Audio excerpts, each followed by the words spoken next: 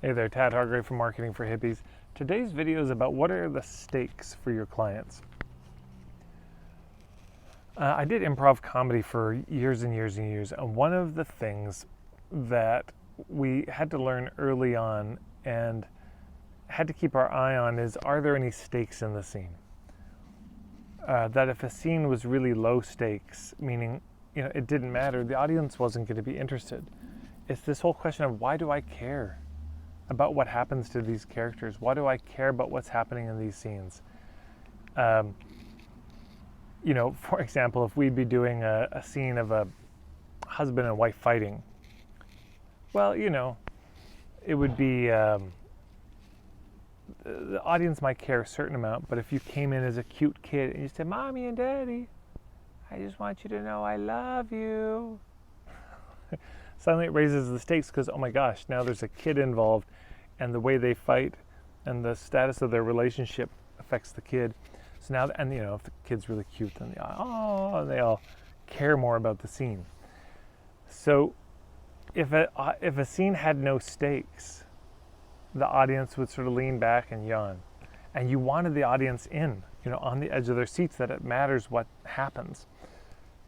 And so, of course, you can get high stakes in a physical sense. You start doing physically dangerous stuff on stage and being reckless, and the audience is, oh my gosh, somebody could really hurt themselves. There's actual stakes here.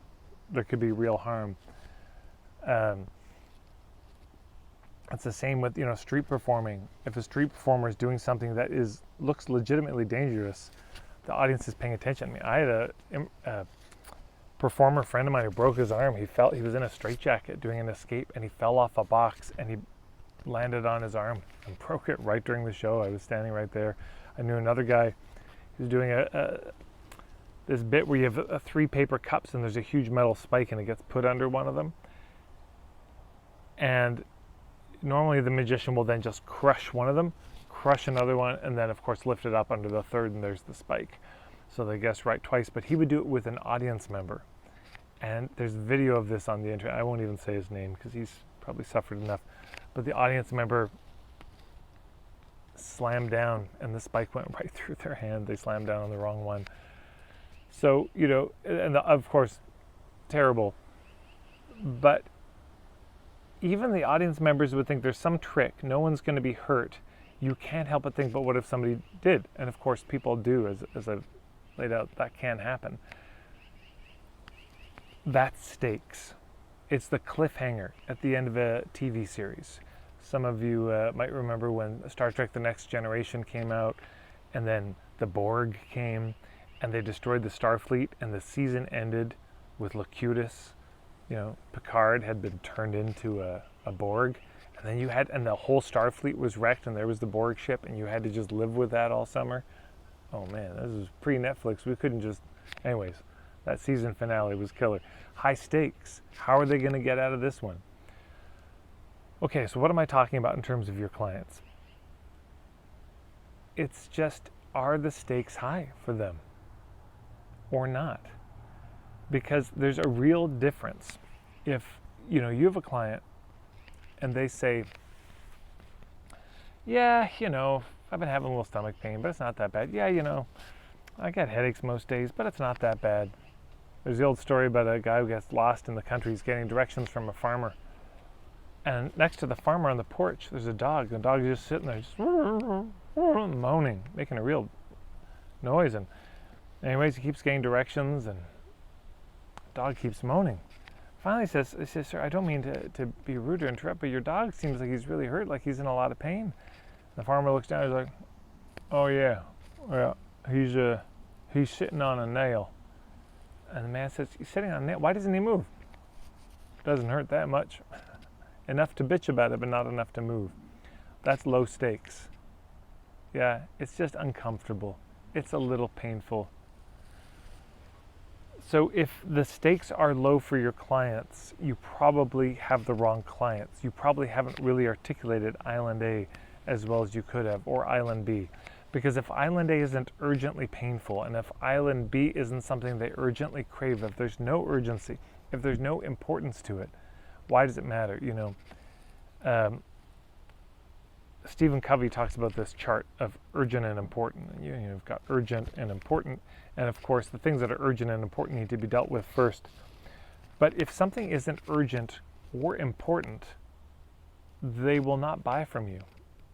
Yeah, or only a few, and that's probably just because they got strong-armed or who knows why, but they probably won't buy.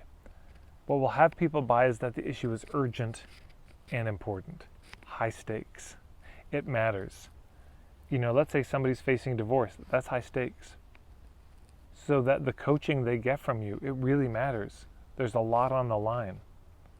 Economics, their relationship with their kids. Will they have a home to live in? All of this is on the line. So how high stakes is it? The more high stakes it is, the more money they'll be willing to spend, the more risk they'll be willing to take when it really matters. Now, also, the more risk you're going to have to overcome, or they'll perceive, the more trust you're going to have to build for them to actually want to work with you on something high stakes.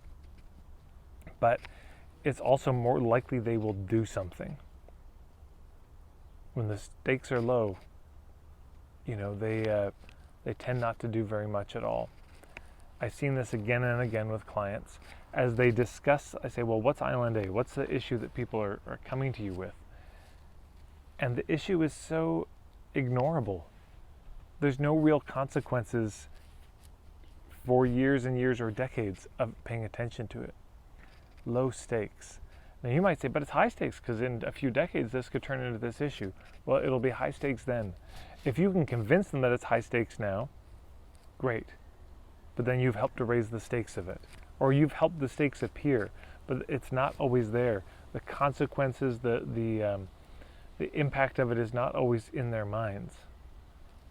So, first thing, can you find an issue that's high stakes for people? And if it isn't, but you have a diagnosis of where things could go, can you find a way to convince them, make the case that this issue they think is not so important is actually very important, and this thing they think is not urgent is more urgent than they think?